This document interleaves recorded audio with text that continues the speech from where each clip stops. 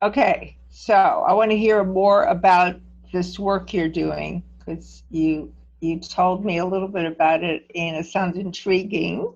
And I know it's connected to the trauma work and it's connected to the instincts. Um, so yeah, tell us more. Um, all right, so where do we begin? So I'm doing intensives with individuals, and I'm just noticing those people that go through my intensives tend to have way more, their results tend to stick better. They don't tend to linger with me as clients as long. And so it's like I've been looking at what is it about my intensives that is allowing the shifts to happen. And what I'm realizing is these intensives really aren't about healing trauma. Like, we're not here on this planet to heal trauma, right? The goal is the embodiment of aliveness. It's the embodiment of our capacity to self-author, to create, to come alive with our instincts, and to be able um, to manage those instincts in a society that doesn't allow those instincts, and to be able to utilize them in ways in which they allow us to come to life with, again, creativity and self-authorship. So it really is about embodied aliveness, and working through the trauma is just one piece. And so in my intensives, it really is about owning and embodying and nurturing our capacities for self-authorship, our capacities for owning our instincts in a way in which is playful and harnesses them for good, and harnesses them to support our movement through, again, this cultural trance and movement through our prior traumas in ways in which we feel more resilient, more adaptive, coming alive. There we go. Okay, I love it. And we're totally on board the same. That's what we're both doing. It's Yeah. the trauma is just in the way of what we're really wanting to do. And so the trauma work becomes something that we have to get through, get through, find out what was exiled, what defenses came on board to prevent us from being who we really are. And you've talked a lot about this, which are the natural instincts. So I'm guessing what I'm hearing is that the work you're doing is an immediate get into those places where those natural instincts have been subordinated so that they can be reclaimed, re nurtured and come alive again, right? So tell us a little bit more about how that works.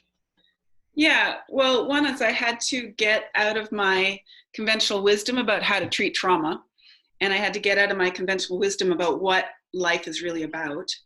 And so, in the realm of trauma, we're taught to think that you have to go slow and you have to titrate, and that it's this ongoing process that's going to last the rest of your life. And I have to admit, from my own journey, like, I have trauma about how long it's taken me to get over my trauma. And it's like, it shouldn't be that way, right? From this infinite being that we are, and from a body, like, our biology inherently knows how to recover from trauma. And our infinite being doesn't see it as trauma. It sees it as something that it gets to push up against in order to create something new. And so it's like, well, from these two kind of mindsets or two points of view, it's like, why is it taking us a lifetime to heal from all this trauma? And I get we're also dealing with legacy trauma, intergenerational trauma, past life stuff. So there's more, it's a bigger picture here, right? But when I started to see it from a different lens, it's like, oh, I see. In some ways, this is one of my theories, is that conventional wisdom and much of our cultural trance wants to keep us impinged and stuck in the trauma, perceiving that it's going to take us a lifetime. But if we move beyond the cultural trance, it's like, how much can we really get done in a short period of time? And how much is the work about trauma recovery, and how much of it is just reclaiming our instincts, reclaiming our capacity to detect and evaluate and respond to threats, to see those threats accurately, to be able to come alive with our own sensuality, our own goodness, our own sense of wellness and health. And then from that place, we are able to then see what is a threat to our own instincts, our own being, our own soul, and what's not. And that's really the work. And that's going to take daily flexing of muscles that we haven't used. We've been born with these muscles to embody our sense of aliveness, our body, embody our infinite soul, but it's kind of being extracted from us or conditioned out of us. So the point is once we start to embody the kind of the infinite nature of our being, then trauma doesn't have as much effect, and it shifts the paradigm a little bit. So right. So yeah. No, go ahead. Yeah, no, go ahead. So in the intensives, I guess you'd say the intensives are edgy. They fly in the face of conventional wisdom. I'm using 2 or 3 modalities that are very radically different than what you would see in your traditional therapy world. I use ITR a lot. ITR is your instinctual trauma response therapy. This is your drawing with your smelly markers. Linda Gaunt, she's your gal who invented ITR, and she says that if you want to re-traumatize your nervous system, take a lifetime to heal from your trauma. I love it. Right? And if you want to re-traumatize the therapist, keep reenacting your trauma in your therapy sessions. I love it. Right? And this is one of the big reasons why therapists burn out. And as they're having to just re-experience the client's trauma over and over again, week by week. And so she developed the ITR method that you can blast through in 3 to 4 days, where you actually use your smelly markers, you use your drawings to help the nervous system, help the brain tell the story. And how she puts it is that when trauma happens, it's almost like the system blows up, and it's like chardonnel, it's like fragments that go everywhere, and the brain can't process it. So you have imagery, you have words, you have smells, you have your somatic sensations and emotions, and it gets blown apart. And the brain can't tell the story, it can't process it, it can't organize it in ways to support reauthorship, right? To support gaining one's resiliency, getting back on their feet, reorganizing the system so it doesn't happen again. It's just blown apart. And so she uses the ITR method, which is a series of drawing pictures, to help integrate the imagery, the words, the sensations, all the pieces, bringing them together as one story to support the brain going, oh, I get it. I understand what happened. And now I can put it in the past. So it's intense, and it's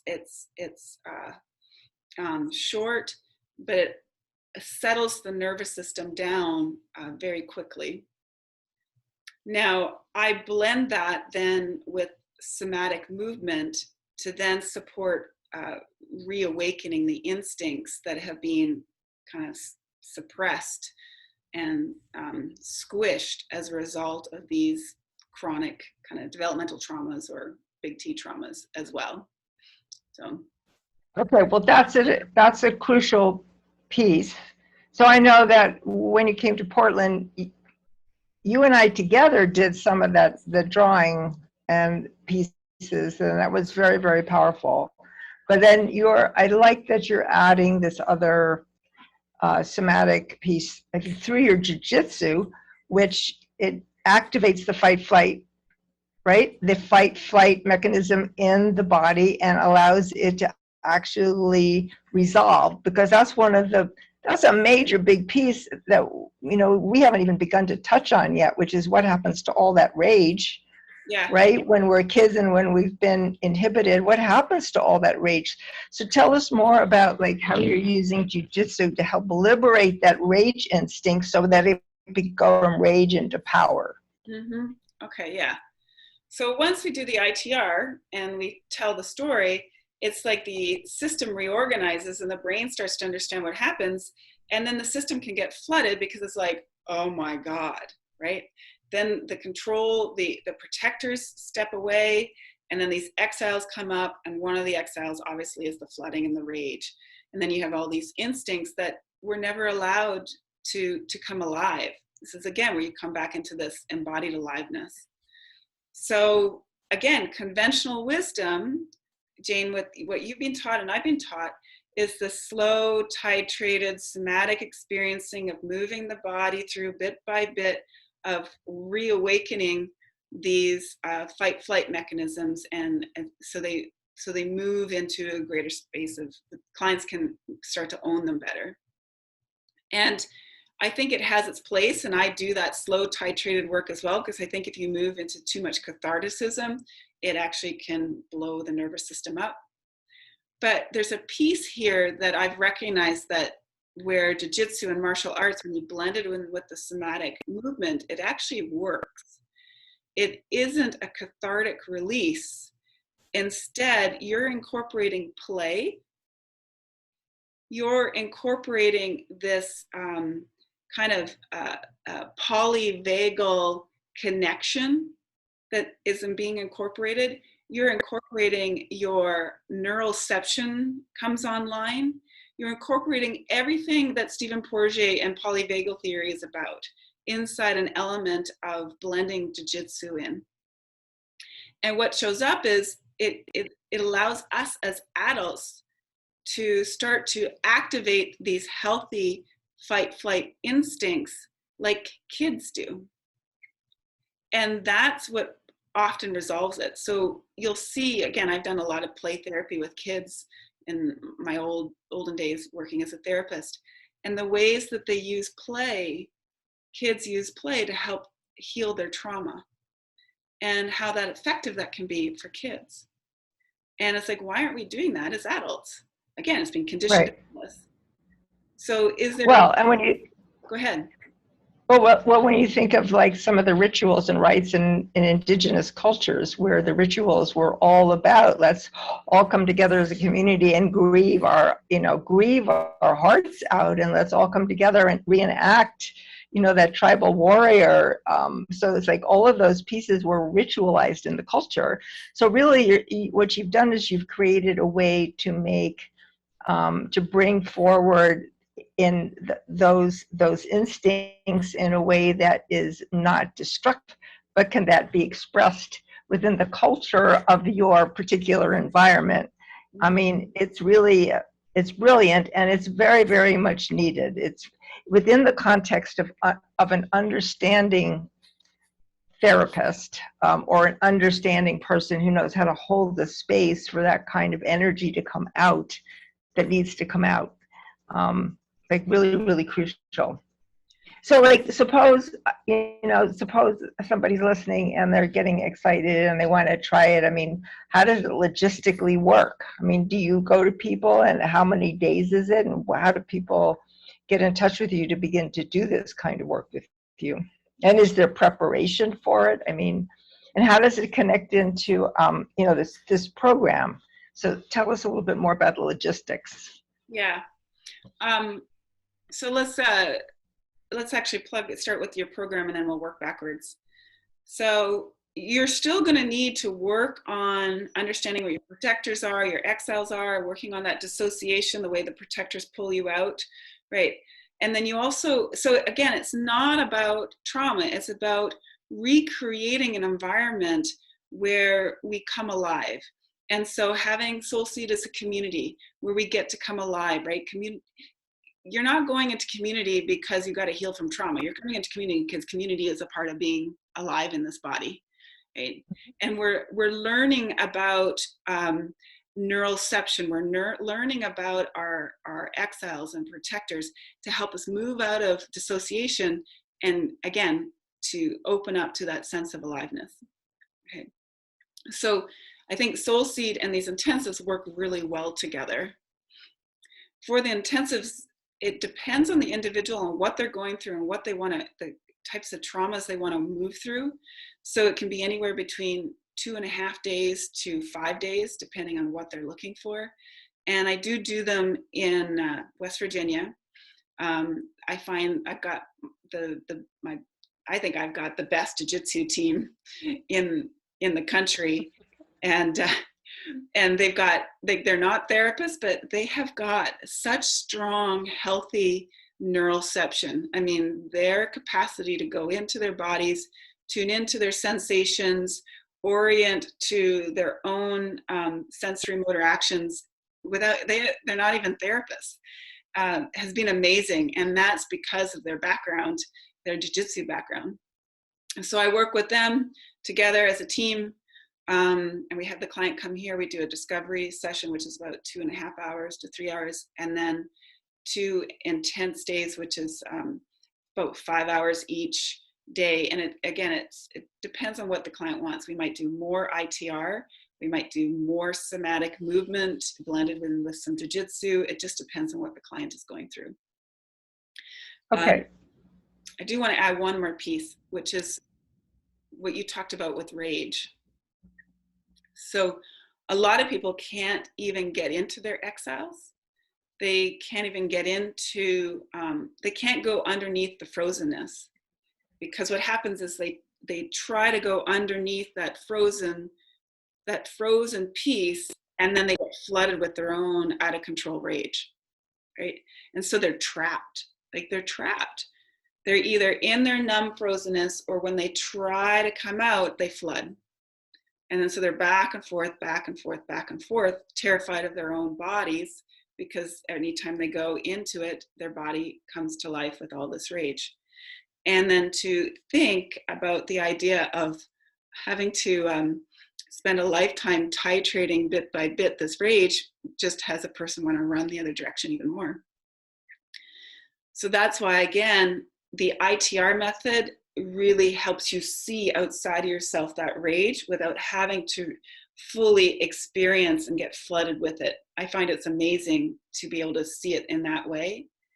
And then when you blend something like a ritualized type of somatic movement that blends into jiu-jitsu that has an element of play, it allows you to be able to access the underlying fight-flight mechanisms inside the organism, moving those compelled actions through without having to actually go through the rage.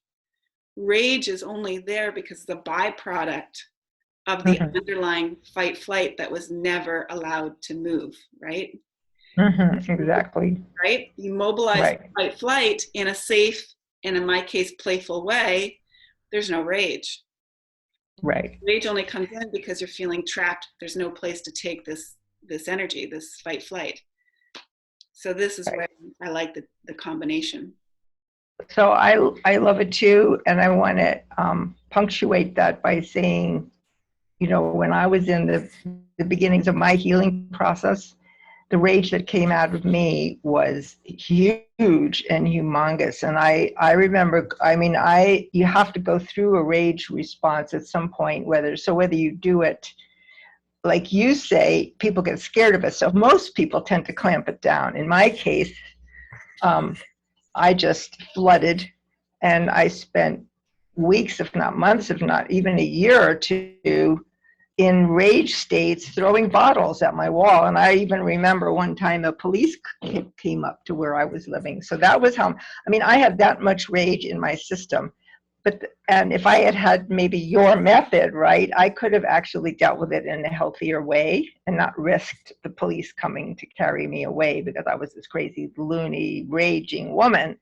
Mm-hmm. But the piece that's so important, the result of releasing that rage, is that I see so many people so controlled and so tight in their bodies and in their system, or so numb, and they have thankfully I was able to go through that rage state because I don't have that tight control. I have, I can ascertain what's appropriate, what's not appropriate in terms of expression, but I also have freedom and spontaneity and aliveness because a lot of that rage had been liberated. So I just want to say, yes, that's really, really important piece to engage people in. So I'm so excited you're doing it that way.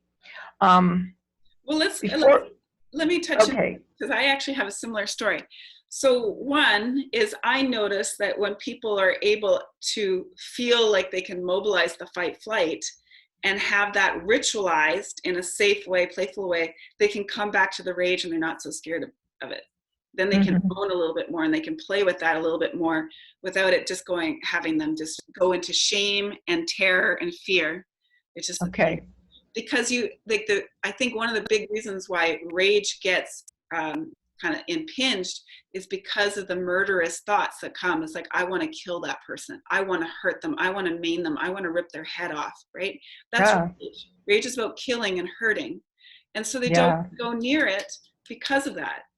So if you can, so if you get some sort of jiu-jitsu move where you get to put someone in a chokehold and pin them down to the ground, it takes that murderous impulse and allows them to actually actualize it and mobilize it in a safe way where the other person who's being put in a chokehold is still giggling, right? Yeah, right. It's back to an adult version of something like Cops and Robbers, or bang, bang, you're dead. I killed you, right? That murderous impulse gets to come out. Yeah. And then when we move back into the rage, right, it's like, oh, there's a little bit more settling there. You get to own the murderous impulses, the underlying. Yeah. That makes sense?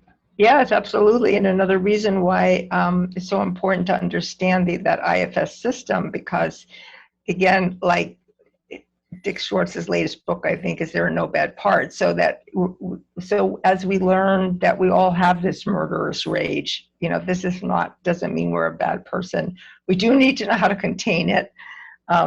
But I think what you're presenting is that a ritualized way of being able to release this murderous rage in a playful way, and that's what you're after, so that it doesn't get destructive, and so that it doesn't trigger up then immense amounts of shame as a result of that. So I think that's crucial. So I think we should probably leave people with this right now. We'll put your contact information underneath it. Maybe just say a little bit about, so let's say somebody goes through this and they begin to release this enormous amount of rage that's been held in the system and there's more aliveness. Let's talk a little bit of how people would need to prepare for that, and also how to integrate it afterwards, because now they're going back into their life and they have more freedom of movement, right? They're not so shut down or collapsed or numb, right? They have more freedom of movement. And what do you typically see? How do people deal with their life from this very different place?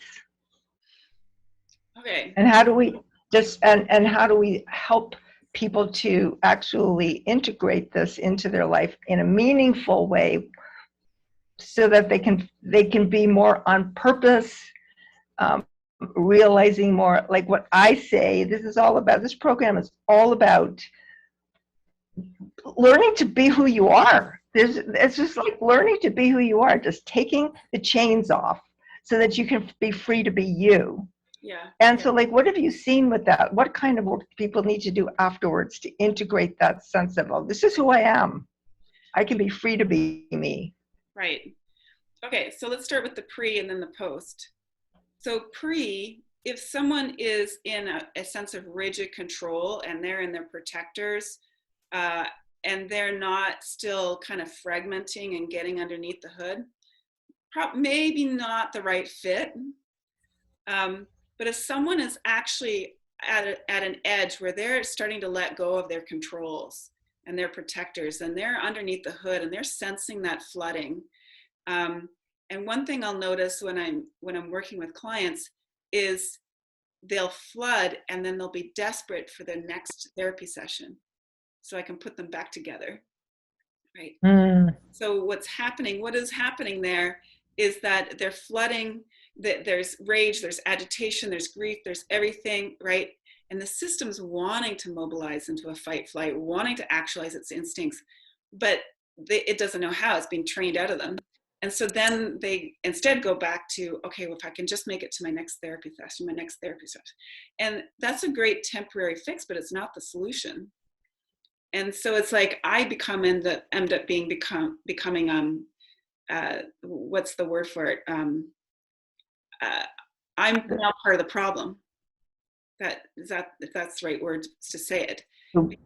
because it's like now they're hanging on tight for that therapy session, as opposed to you're flooding, let's move the system into that fight flight, get some of that rage out so you feel like you can stand on your own 2 feet independently. And I find this is really good for ambivalent people who are moving out of islands into ambivalence, and they're like, oh my God, what do I do with all of this flooding? So that's where the intensive comes in. Don't think there's anything else on that piece. So I feel like I'm forgetting something on the pre, but if I am, I can come back to it. So post is, this is a muscle, right?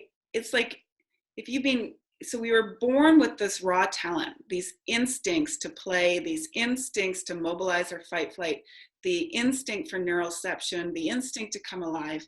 This is raw talent that we have, that we were born with. But if you don't use it, you lose it. And you've got the cultural trance, you've got trauma, all of these elements have sort of co-conspired to cause us to lose this skill. And so you walk out of an intensive and you're not all of a sudden fixed. You've reawakened the system at a dormancy. You've cultivated the skills and begin to touch into the skills, in which is very instinctual, where your body is going to come alive and go, I know this. This feels real to me. I know this because it feels so intuitive to my organism. So that will be there. And also you would have told the story through the ITR, which allows for that trauma to be put in the past. But it's like a muscle. You still got to use it.